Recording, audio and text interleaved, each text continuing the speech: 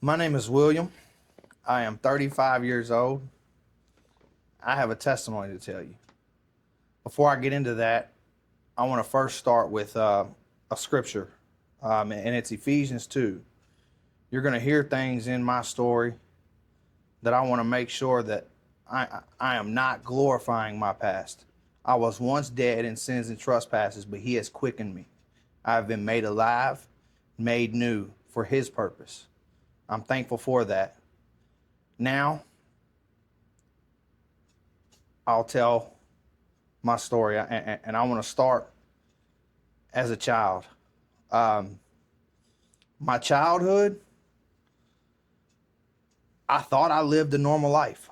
Um, I never knew the home that I was in was anything different than anybody else is experiencing. I had both parents, both of whom were great parents. They loved, they provided, they they taught me things. We laughed together. I had a great childhood. I had everything I needed. Both my parents worked full-time jobs. I was born 1990. My dad was and still is an awesome dad, a great dad. He's been present. He would do anything in the world for his children, for his family. I'm forever thankful for that. He taught me everything that I am today. He taught me how to hunt. He taught me how to fish. My love for basketball comes from him because he grew up playing and taught me that.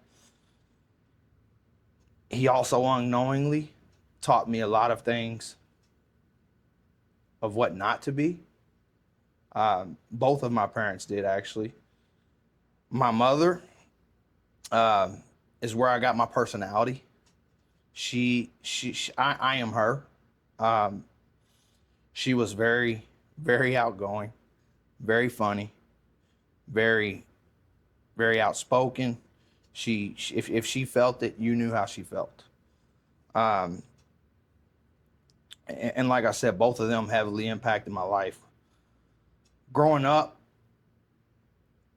my mother was a drinker ever since I was born, ever since I can remember. I don't remember that my father drank then. I know now he does, but I don't know if he always had. I can't remember that part. But my mom would go every single day to her mother's house, which was my grandmother, and all of her five siblings lived under that one roof. So every day I got to go hang out with all of my cousins, and it was normal. I thought that's what everybody did. And then they would sit around drinking, and I later in life learned that they were smoking pot too. But then every night we would drive home. So every night my mom was driving home with us, intoxicated. Um, one of my one of the first childhood memories I have is my third birthday party. We were at our family's house, and we were all outside. It was May, so we were all outside. And my mom had set a beer down on the porch, and she went. And I think she was cooking, and I grabbed the beer, and I started drinking the beer. And she looked at me and said, "Hey, get off that beer." And I said, "No, this is my beer. You need to go get your own." I don't know if I drank. I don't remember what happened there. But that's just a funny childhood memory that I have that I feel impacted my life a lot more than it should have. Um, my kindergarten year in elementary school, obviously kindergarten, my mother was diagnosed with breast cancer. So that's kind of all that I knew of her. Well, she was fighting cancer. So my whole life, my mother had cancer from kindergarten until she passed. We'll get there in a little bit. Another thing that I thought was just normal, uh, you know, a bald-headed mother who wore wigs. I loved her bald head though. I would always touch it. And when she was down, when the chemo was getting her, I was always the one that would pick her up. Uh, we had a special bond, uh, but I didn't know. Like I said, I never really prepared for her to die of cancer. I just thought she was gonna have cancer forever. Um, Unfortunately, that's about where my childhood stops. Um, as at 8 years old, I was introduced to marijuana, to cigarettes, and to liquor. I would always. I had a friend whose parents were not around. I'm not gonna say they weren't around, but they didn't really monitor them. So of course, my whole childhood, I would find myself at that kid's house. Wherever the parents were loosely monitoring, that's where I would be. Um, and we would always figure out ways to get weed.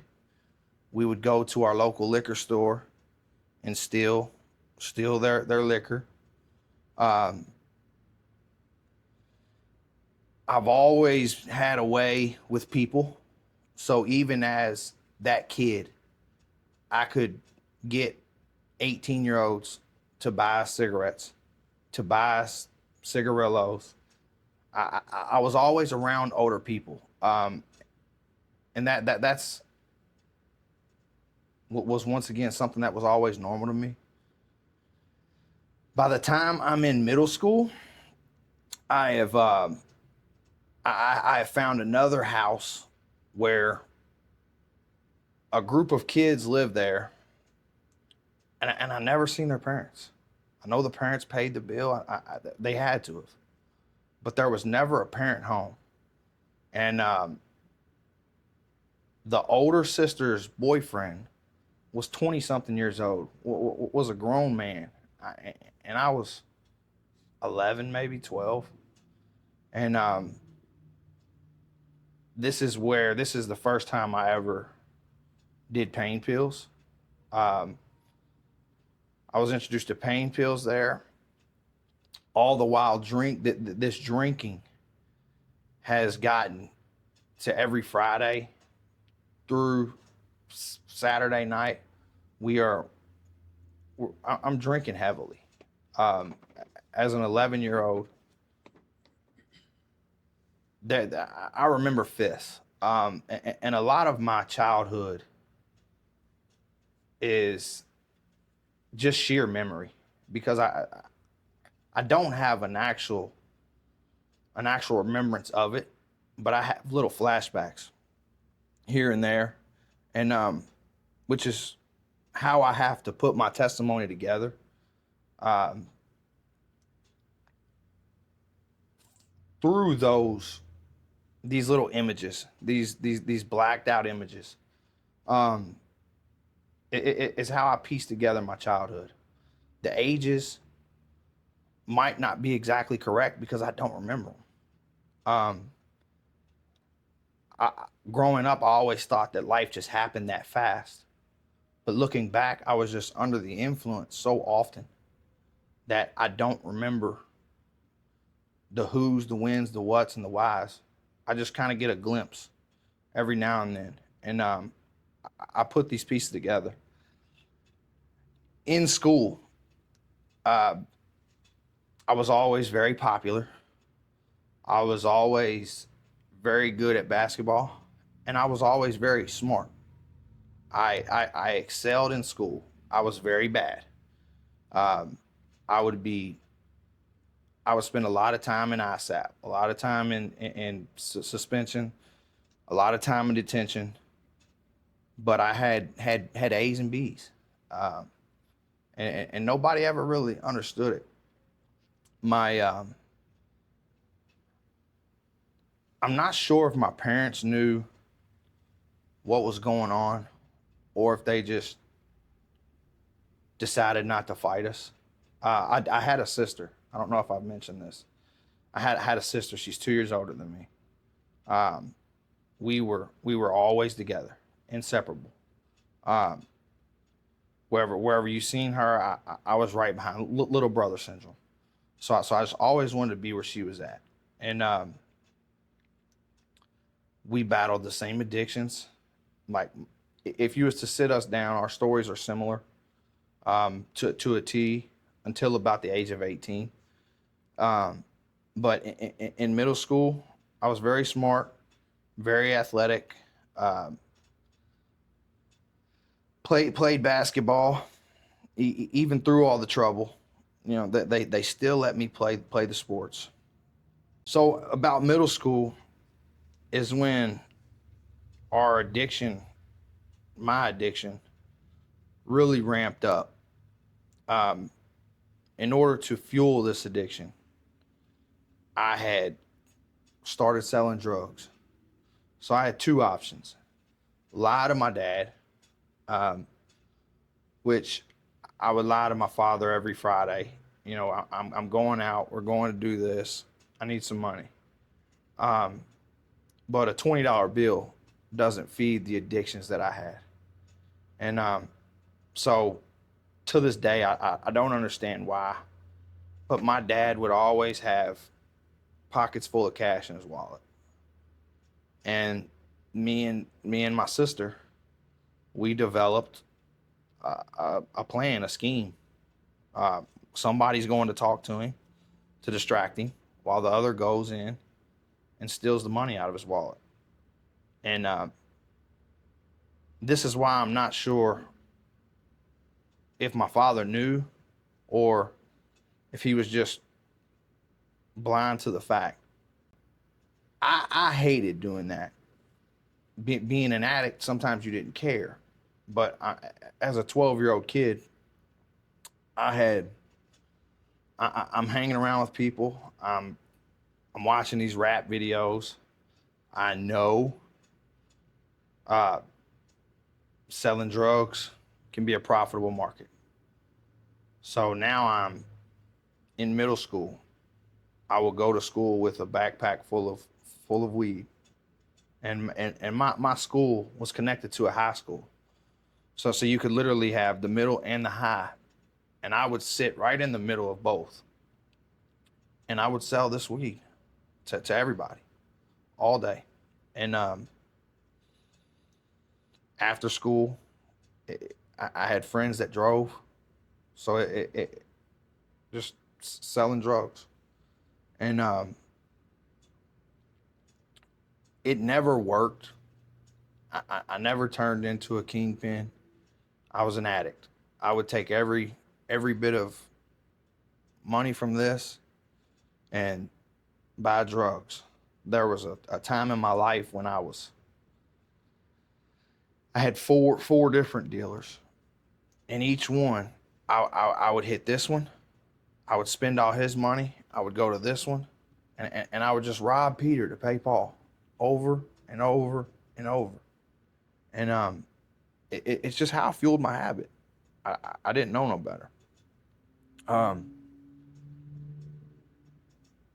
Middle school was a blur. Um, we had a lot of we had a bus stop, and I spent 90% of my middle school life on this green box in some lady's front yard that we caught our bus on. We would get there 2 hours before school started, and we would all hang out at this bus stop, and we would stay there all day long. Somehow through all that, I was I was still good enough at basketball that Fern Creek High School, they they told me to come. Um, I was gonna go to Moore High School, where my middle school coach was the coach at high school, but somehow They said, come to Fern Creek, you're gonna play. And once I got to Fern Creek is when my mom got real sick.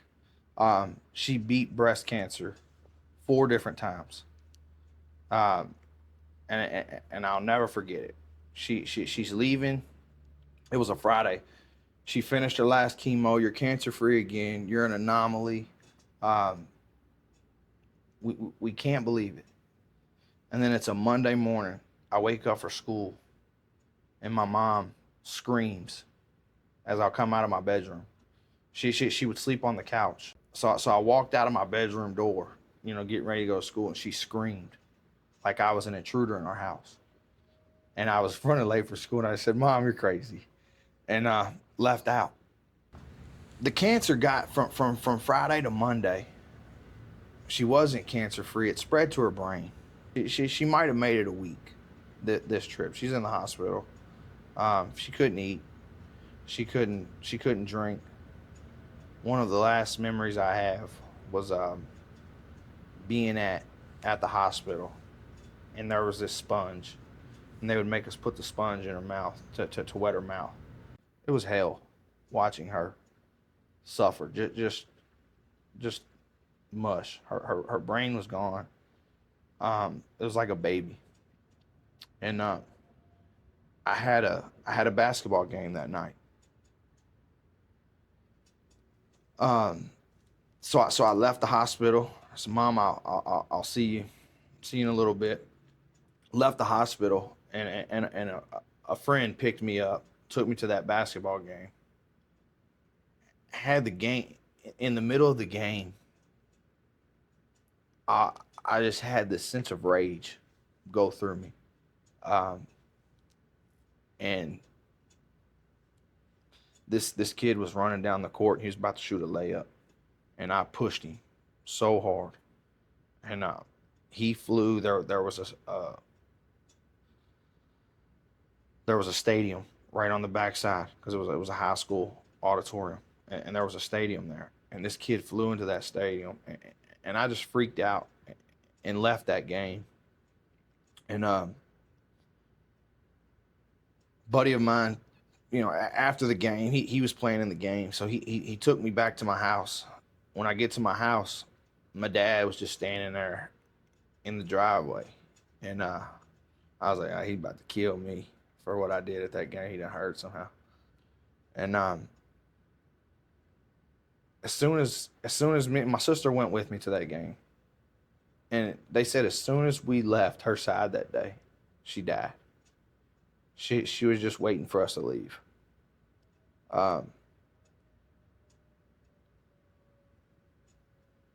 This is 4 days before my sister turned 16. 18, before she turned 18. We buried my mom on her 18th birthday.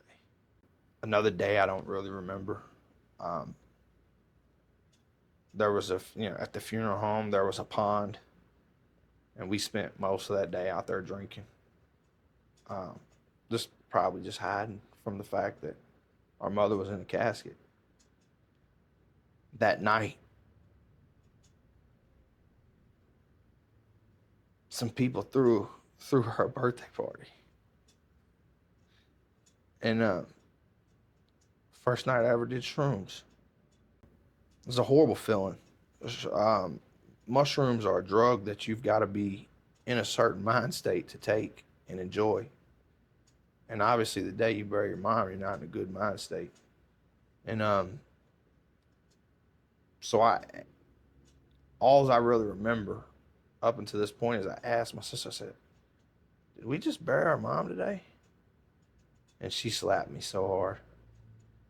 And so it put me into having a bad trip.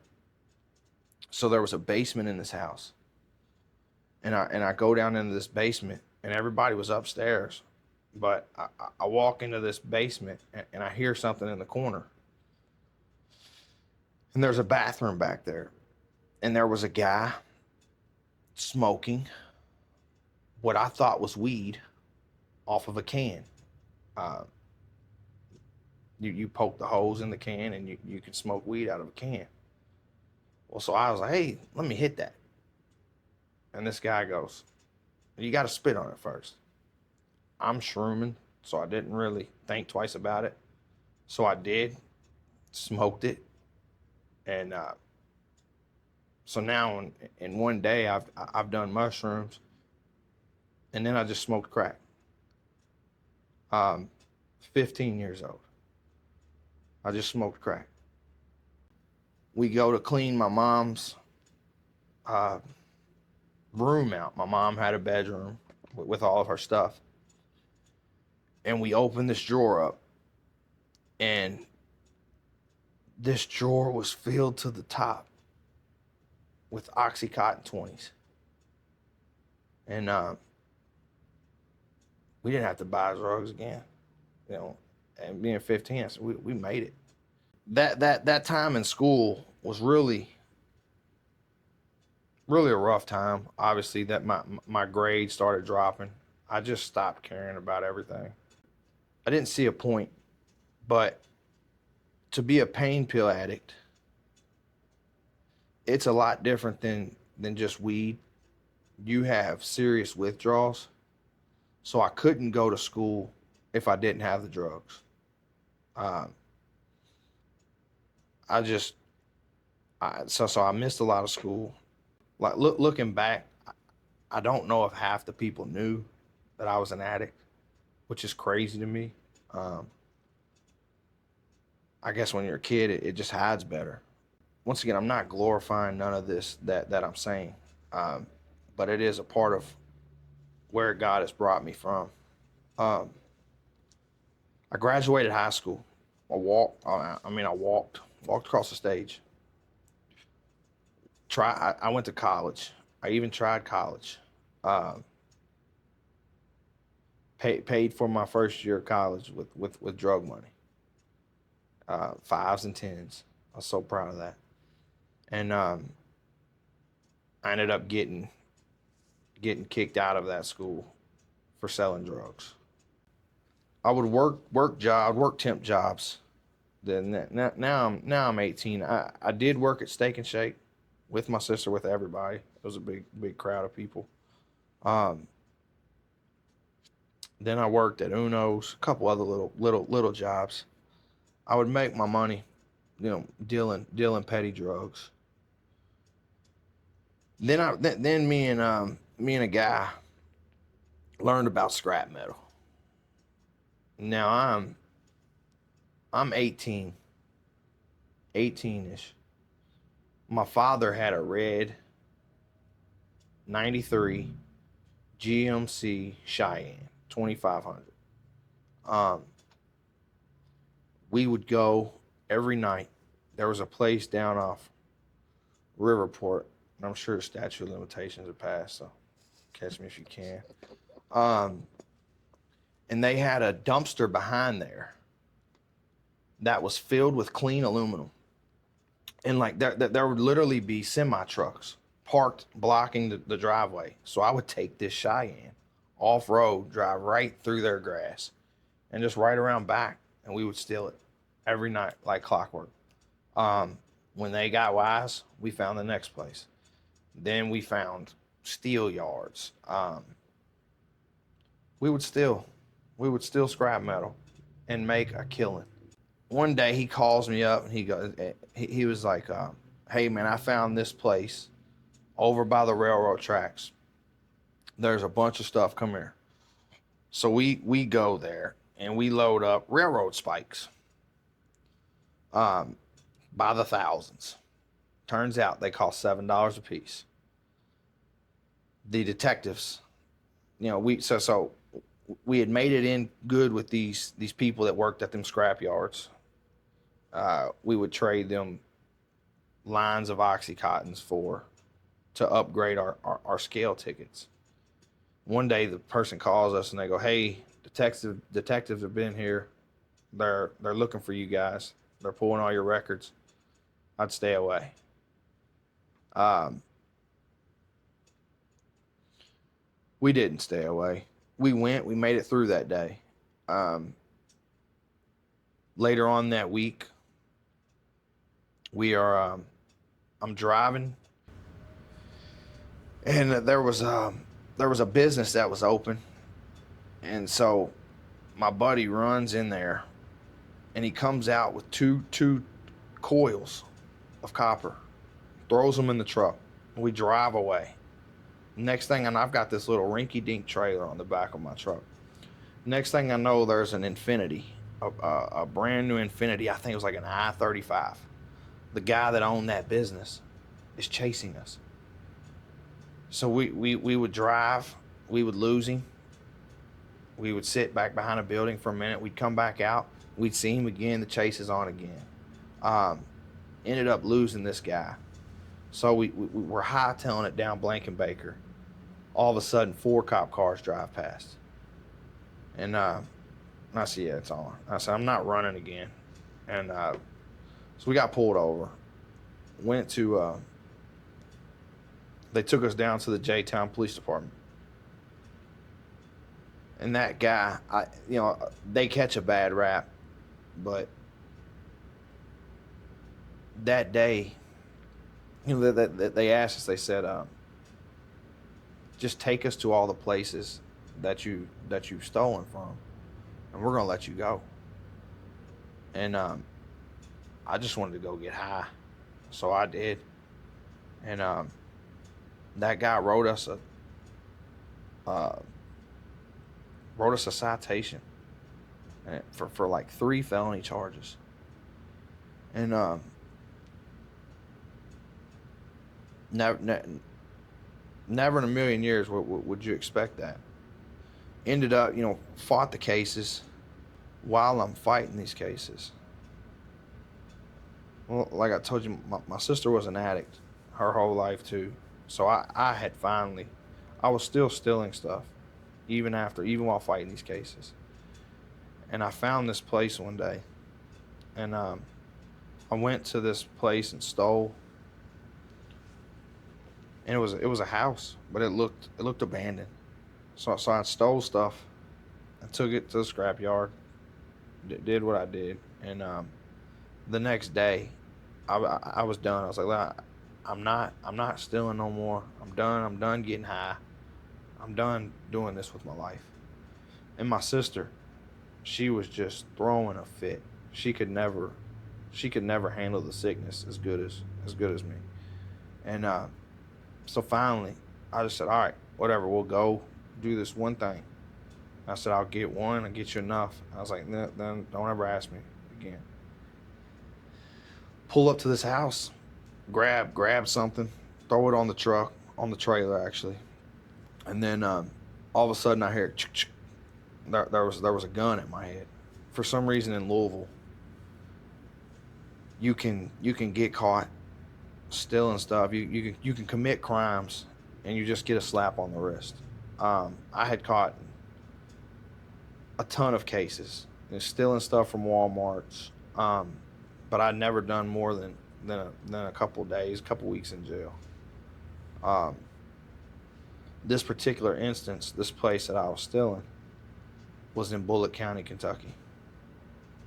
I'd never been to Bullitt County. So the sheriff shows up, and I told the sheriff, my sister had just had my nephew. He was a baby, and we dropped him off at my grandma's. And so when the sheriff shows up, I said, look, she had nothing to do with this. This is all me. Just let her go. He let her go. And I told her, I said, I'll see y'all later. I'll be out here in a little bit. I'm 20 years old during this time. So I go to the Bullitt County jail. And these guys go, this detective is he keeps calling me the Bullitt County Bandit. And I was like, I don't know what you're talking about. And he goes, and he pulls up this video. And it was me. But he says, we've been running this on WHAS 11 for the past 2 weeks. And luckily cameras were so bad back then. There was just no way of telling it was me. My dad's truck didn't look how it looked. But they caught me. Turns out I did not get out.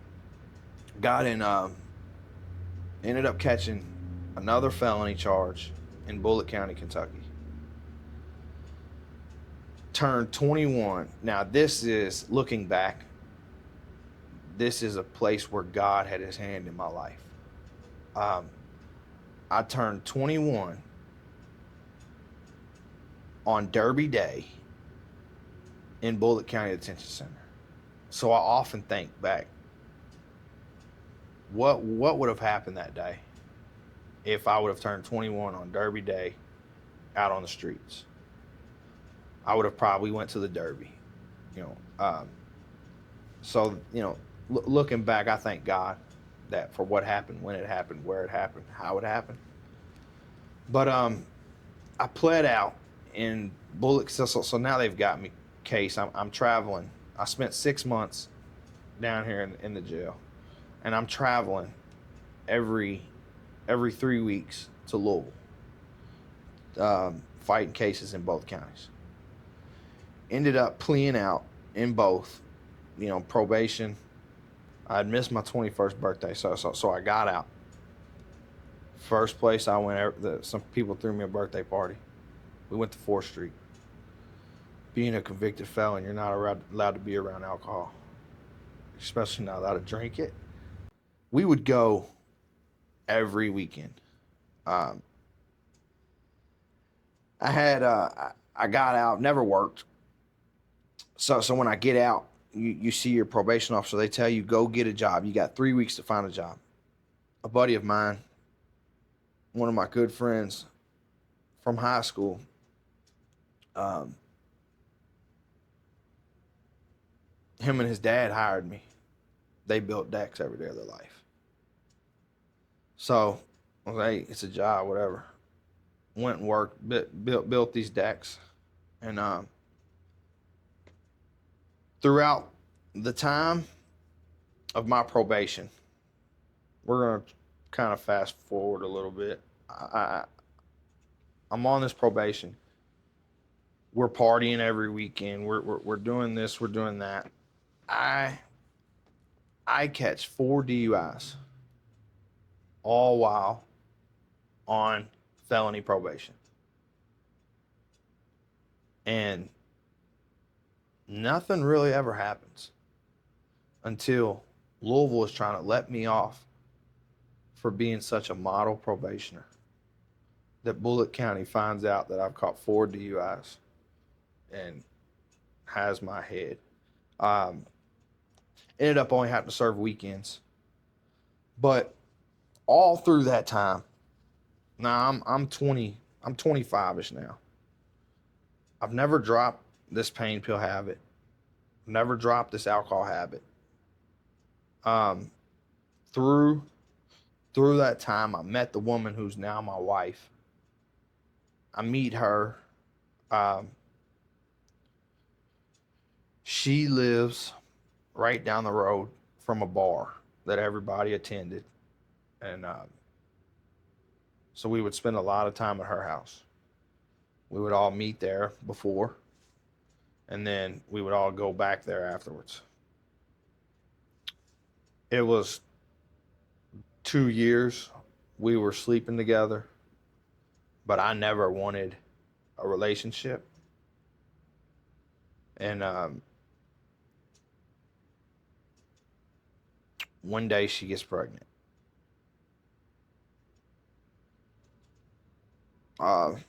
Didn't need no kid. Wasn't opposed to a kid. Had a kid, a little girl. Her name was Savannah. Her name is Savannah. She's awesome. She's a beautiful soul. Wasn't enough to change me though. Wasn't enough to make me stop drinking, stop drugging, stop with the life. Life keeps going. I finally, when we're having our second kid, she's pregnant. She says, listen, I'm done with you. You've got to get sober, or leave us alone. Um, I'm I'm dragging this lady through the mud. It's just what an addict does. I mean, I'll lie, cheat, and steal. A lot like the devil is an addict. And I did it. I broke her spirit. I broke her heart. I broke her bank. I broke her cars. If it was breakable, I broke it. And finally, she said, "Listen, either leave us alone or go to a rehab." This lady's name was Rosie. I met her one time. She was the lady that worked for the rehab. She was the lady that called me trying to schedule my bed for me. She would call me every day, and I'm out ripping and roaring. But I'm talking to Rosie. "Hey, you ready to come in yet?" "Oh, Rosie, I still got some stuff I got to get done before I can come in. Um, check back tomorrow, Rosie." And Rosie would call. She would know I was out there messed up. She would love me. And she was a sweet lady. And one day I went to, I finally said, "You know what, I'm done, let's go." So I go to the rehab. I drive all the way down to Russellville, Kentucky. We stayed in, I took a couple friends with me. We're gonna have one last hoorah the night before. And woke up that morning, started drinking again. I was so drunk they wouldn't even let me in. I said, "God don't want me in no rehab. Back to the streets." Finally, I went to the OLOP because I was scared of detox. So I went to Our Lady of Peace and spent 5 days in there. And they shipped me directly from Our Lady of Peace to a place called Lake Hills Oasis down in Somerset, Kentucky. I only went to shut her up. I just wanted to appease my girlfriend at the time. I figure, you know, go do this, be clean for a couple months. It'll buy me a couple more years. Um,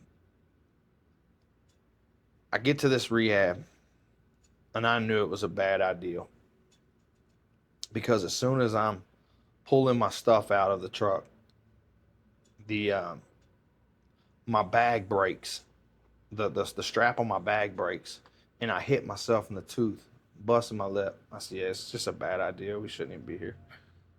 Um, this was a faith-based recovery center. That night we go down to a celebrate recovery. Awesome event.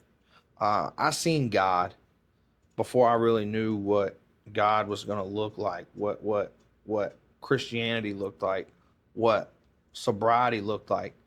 God was moving in this rehab facility.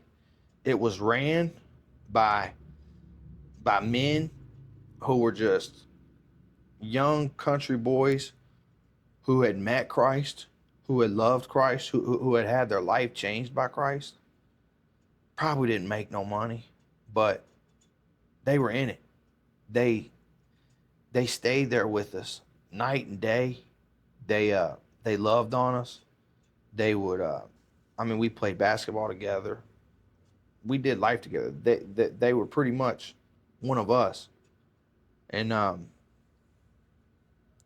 I would see guys crying because their relapse or their insurance wouldn't extend their stay, but they knew as soon as they went home they were going to relapse.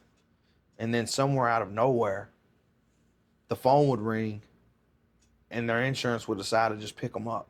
I got there August 7th, 2018. August 11th, I went to a place called Cowboy Church. It was in the middle of a barn. You would sit on hay bales, and a man preached. I'm sure he's still a preacher. His name is Braxton King. Um, I'll never forget you. If for some reason you see this, thank you. Uh, don't remember the message, but I found Christ that night. After it was over, I just remember being on the ground. And I don't remember if anybody led me to Christ. I don't remember how, but I found Christ that night. There's no if and no but about it. There's no way you can talk me out of that. That is my birth date, August 11th, 2018. Um, the day my life drastically changed. 20 days later, my dad was coming down for to for a to hang out with you. You get to see your family for a day. My wife was pregnant and had another child, so I was like, don't drag her 3 hours down here. My dad will come down and he'll bring me the money that I need, and we'll hang out, this and that. So we had, and this was a Friday. I scheduled that with him. It was a Saturday. He was supposed to come. I asked God. I said, God, give me a sign. Am I supposed to stay here, or is it time for me to go live my life? And it was another Celebrate Recovery meeting. That guy said, these rehabs, this rehab that you're in, or these rehabs, have an 11% success rate. He said, you've got 100% with Jesus Christ. If that was my God ordained sign, I don't know. Probably just me looking for a way out. But I called my dad. I said, come down tomorrow. I said, but I'm leaving. I said, well, you're just picking me up. I'm gone. I kept telling myself, either you're going to be sober when you get home, or you're going to get high. Staying here for another 60 days isn't going to change that outcome. Let's jump in and swim. And so I come home. I was on fire. That guy was a Southern preacher. Loud, obnoxious. I literally put on Facebook, looking for a preacher that's loud and obnoxious. And a friend of mine reached out to me, and he goes, man, you should try my church, Field of Grace. And so I came here. Other friends who were in recovery kept telling me to find, I won't even name him, but they said, if you find this man, you'll stay sober. And I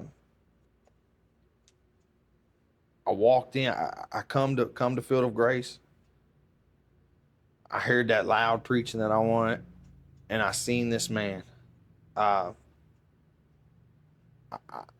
seen the man that everybody said, you find him, you'll stay sober. So I knew that this is where you're supposed to be. COVID hit, weird time. Didn't really dive in with the people of the church. When I came home from rehab, all I really known was construction work and stealing scrap metal. I didn't want to do that no more. So I said, I'm gonna find me a sales job. Well, when I come home, somebody reached out and they said, hey, I got this deck. I would like for you to build it. If you got time, if you can, blah, blah, blah. So I built this deck. I was like, I'm gonna do one. That'll give me enough money to get by until I can figure out what I'm gonna do with myself. I built this deck by myself. The neighbor stops me halfway through. Hey, when you're done with that, do you want to do mine? Yeah, why not? Built that deck. By the time I got done with those few decks, I just business. People wanted decks, and so I did that for about a year, just trying to buy time till I could figure out what I want to do. And eventually, I started a business. And I hired a guy. I had a guy who was running around with me. He was actually he was my cocaine dealer at the end. I didn't even talk about a lot of that. That's fine. Um, but I hired him, so I knew where he was at. When I went and got sober, he ended up going to get sober. And when he came home, me and him worked in this business. And for the first 3 years, two or 3 years, it was just me and him. It was simple. It was great. Uh, God was in it. He was coming to church here. Um, then it, I never really known what it was going to be a Christian. My grandpa used to take me to a Catholic church when I was a kid, but Field of Grace is the only church that I've ever known, that I've ever seen, that I've ever done. Um, and I had the mindset that it was uh, works based. I thought that I had to earn my salvation. So whenever something needed done around the church, I'll do it. I'm gonna do that because that's how I'm gonna earn my salvation. And through building our addition to our church, me and the pastor spent many nights over there building stuff. Um, there was a lot of people involved in that, but me and him got really close during that time. We talk about it a lot. We've actually become really good friends. Um, we talk about it. We don't really know when it happened, when we clicked, but it did. Um, through that, I was called. I was called to preach. I married that girlfriend. Married her. We have 2 kids together. Um, Co-construction, the name of my business, celebrated 5 years this year. Um, Great company. It's been able to bless a lot of people. Um, Obviously, me being one, but through the love of Christ, through the life of Christ, through what He has done to me, I have experienced a life that I never thought was possible. God is so good, He'll give a convicted felon a passport, letting me go to Honduras on a mission trip, minister to people, show people the love of Christ. God is so good that through my hurts, I have been called to preach, and I now get to go back to the places where I needed God the most. When I was in school, now I get to go to FCA's, Fellowship of Christian Athletes, and I get to tell kids every day about the love of Christ. Through the love of God, I get to go back into the same jail that I turned 21 in. And I get to tell those guys, you've got hope. And it's not a lie. I'm not lying to them. I'm not feeding them nothing. I get to tell them that. And then I get to tell them, hey, I turned 21 in cell 309. I spent 6 months here. I've done this. I've done that. I've lived the life that you've lived. And I've tasted the goodness of Christ. And you can do that too. And through that ministry, lives have been changed. through one man preaching a gospel message to me, lives have been changed. If you don't hear nothing else today, don't get stuck on all the drugs, all the stuff that we've done. Understand this. I once was dead, but Christ made me awake. And he can do the same for you. God is good. Um, Today, my daughter's 9, my son is 6. Um, I live a happy life, a fulfilled life. In 2 weeks, I'll be celebrating 7 years of continuous sobriety. That is no drugs, no drinking, no nothing. Um, you will find more fulfillment through Jesus Christ. The only full fulfillment you will ever find is through Jesus Christ. If you are struggling with drugs or alcohol, get help ASAP. You will not regret it. The times that you've spent is only wasted if you continue on that cycle. That is my story, and that's for his glory.